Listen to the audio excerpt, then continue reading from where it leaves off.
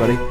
I am Simon, and today I got a message from Nighthawk1097 on MRE Info, and he was asking me a couple questions about simple things like editing and the way my camera setup is, and I wanted to make a video directly based on that. It's going to be a really short video. It's not going to be about MREs, but I just wanted to make sure I answered it so you could see it. Thanks, Nighthawk, for watching, and I will definitely be answering your question. So I'm going to set up my my station the exact way I have it, and I'll be answering up your questions. Now, let's say I'm reviewing my Vietnam helmet, which, by the way, is legit. I got it from a veteran, but that's besides the point. Let's say I'm reviewing this.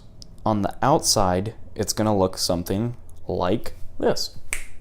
It's probably one of the most simplistic studios possible. I have it's 2 yoga blocks stacked up and put on a large book. And then I have my little tripod, and I'm using an iPhone 7, which works fine. I would prefer to be using this over here, which is a DSLR. It's a really, really nice camera, and I would prefer to be using this camera, but the thing is, the file size is just way too large, so it takes hours for me to even upload the footage before editing.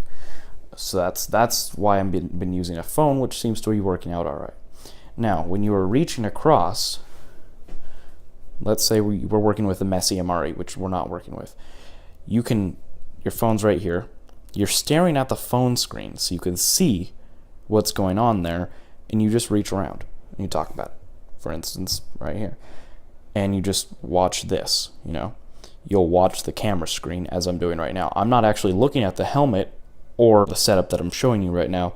I'm more looking at the screen, because that gives me an idea of what the video is going to look like when it comes out, which is what you're really worried about.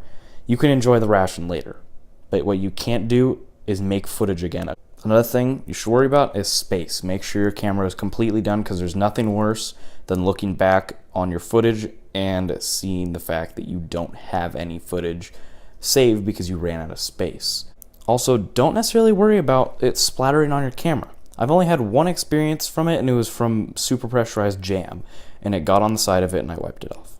Most stuff you don't really have to worry about, and like I said, you reach over and and if you bump it, then you bump it and you catch it, and you just edit the footage out later.